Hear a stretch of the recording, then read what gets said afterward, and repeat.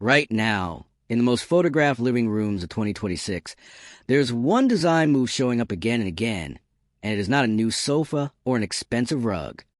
It is a single oversized blossom branch, sometimes taller than the room's ceiling line, arching out a massive floor vase like it grew there on purpose.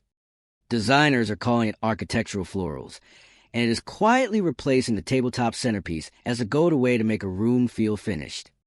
If you have ever bought a bundle of branches, shoved them in a vase, and wondered why your living room still looked unfinished, stick with me, because by the end of this video you will know exactly why that happened, and the 5 things professional stylists do differently.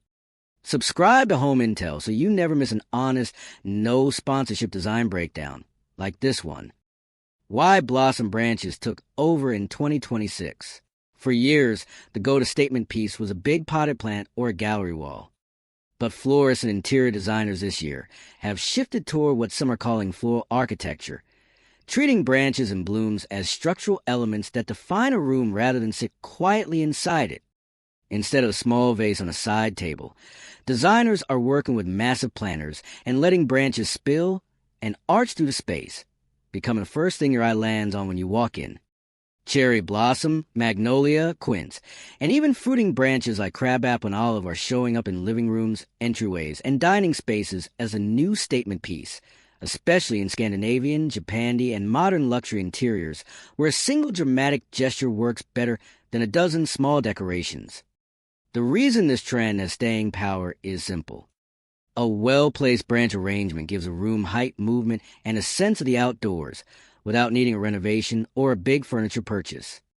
It photographs beautifully, but more importantly, it changes how a room feels to actually stand in.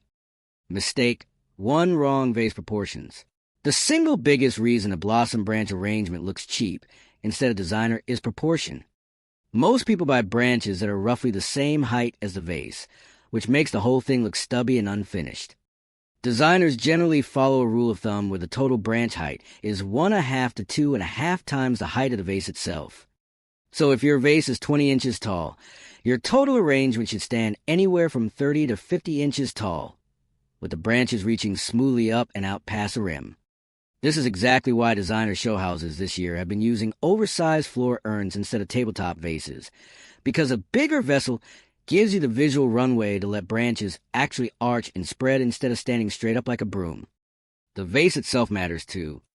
A slim glass cylinder reads modern and minimal. A wide ceramic or stone urn reads more grounded and luxurious, close to something you would see holding a small tree on a front porch, except placed indoors as a piece of furniture. Choose the vessel based on the mood of the room, not just whatever container you already had at home. Mistake 2: branches that are too symmetrical. Nature does not grow in perfect symmetry, and neither should your arrangement. A common beginner mistake is arranging branches, so they fan out evenly on both sides, which ends up looking like a fake tree instead of a living piece of art. Designers instead work with what is often called a triangle method. One tall branch is the anchor, a few medium branches angled off to one side, and a couple of shorter branches crossing low near the vase to add depth. The goal is an arrangement that looks like it grew that way naturally, leaning slightly uneven, with open space between the branches so light and air can move through it. Here is a pro trick. If you are working with faux stems, never leave them straight out of the box. Real branches have knots, bends, and light-seeking curves.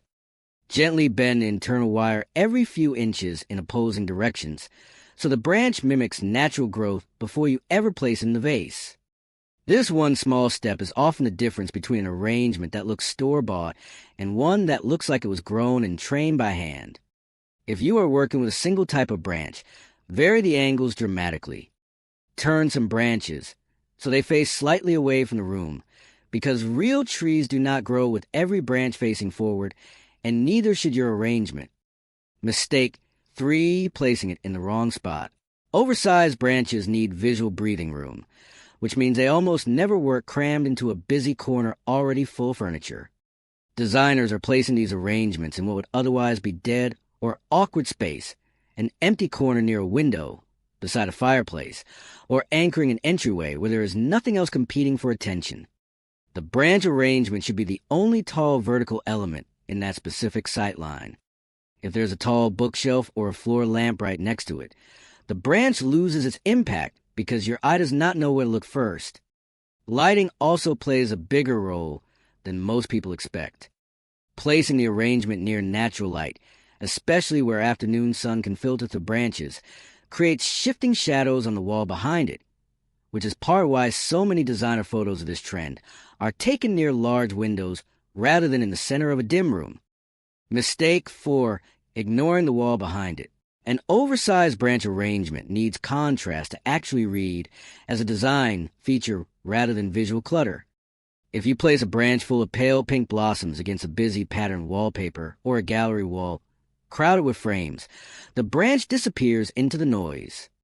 Designers almost always place these arrangements against a plain wall, a painted accent wall, or a large window, somewhere the branch silhouette can stand out clearly.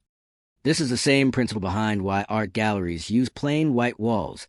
The empty space around an object is what makes the object itself look intentional and expensive.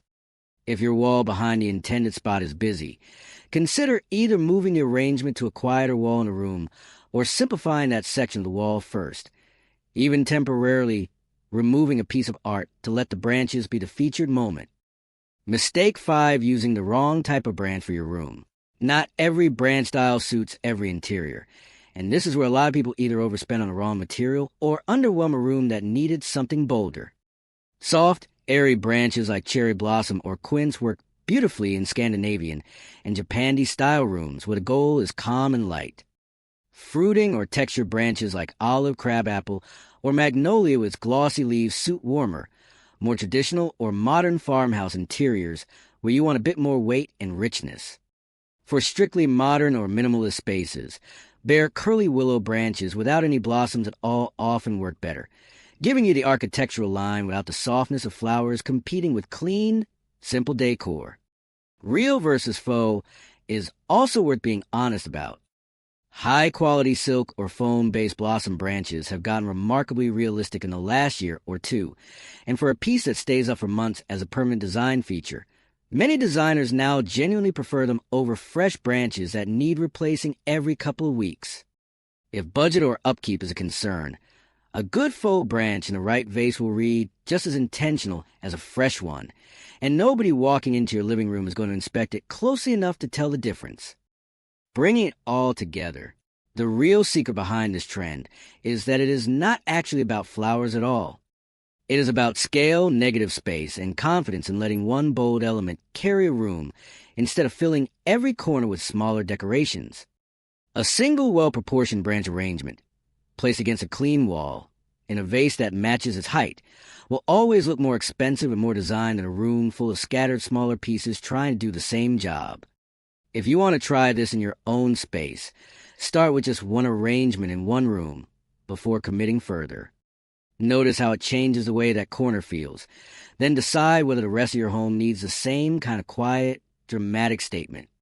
That is a full breakdown of how professional designers are using oversized blossom branches in 2026. No filters, no sponsorships, just what actually works and why.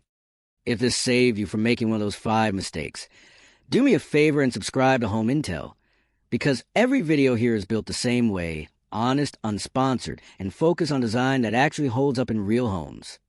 See you in the next one.